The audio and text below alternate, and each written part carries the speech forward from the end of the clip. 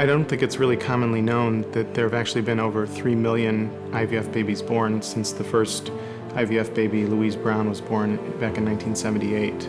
But the basic IVF procedures, where we're fertilizing an egg in the laboratory, I think now that it's been around for 30 years, is no longer experimental. Now, it was really different a long time ago. You just go in to a doctor and they'd say, oh, you look like you have brown hair.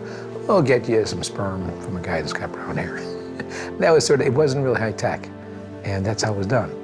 But it was a whole different world now. Since the day I met Kathy, years and years ago, one of the things she's always said was that I am put on this earth to be a mother. It seemed like every single person was either, accidentally got pregnant or it was a surprise. Every other parent has the magic solution, the answer, the fix. My mother was saying if it was meant to be, it'll be.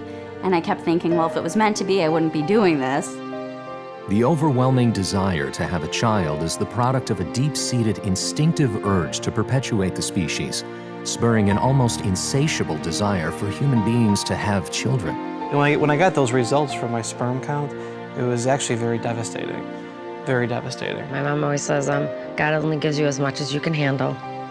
And even though you think you can't, that's the test that you get put through.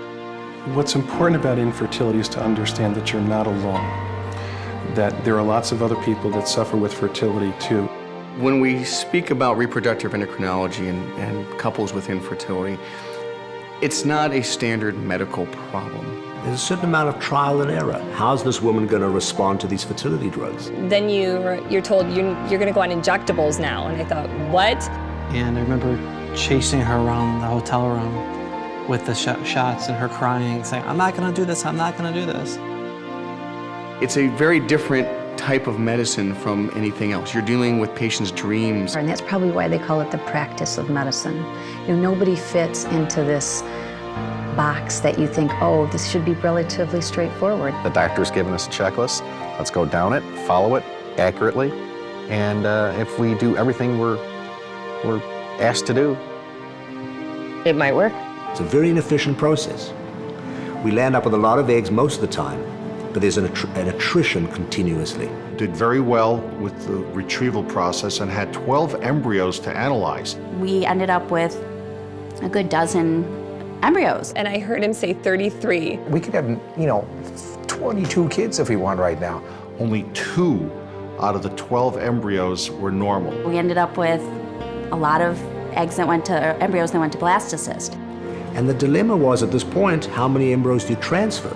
We're going to put 25 in storage and transfer 2. The chance of having 6 embryos implant and give birth to 6 babies was extremely unlikely. Well, they asked us, what did. would you do if you had triplets? And I tell you, I still can't give you the answer. Part of it is getting pregnant, staying pregnant. I think it was one night I just started bleeding uncontrollably, and I was just in so much pain. And she said, but you sound upset. And I said, well, I'm bleeding. And she said, you meet me at the clinic. I said, we need to go to the hospital right now. It all happens so fast. Like, it seems it's all this preparation, and then all of a sudden. I said, oh my God, where's our heartbeats? prior to that, this was all theory. On paper we're doing this, chemically this is happening. And then when that happens, it's really, it's the big leagues. Follow the journeys of would-be parents, Leah and Steve Sulkin, Kathy and Eric Henning, Kelly and Tom Sherwin, and Beth Cole, as they each journey toward the hope of parenthood and through the art and science of making a baby.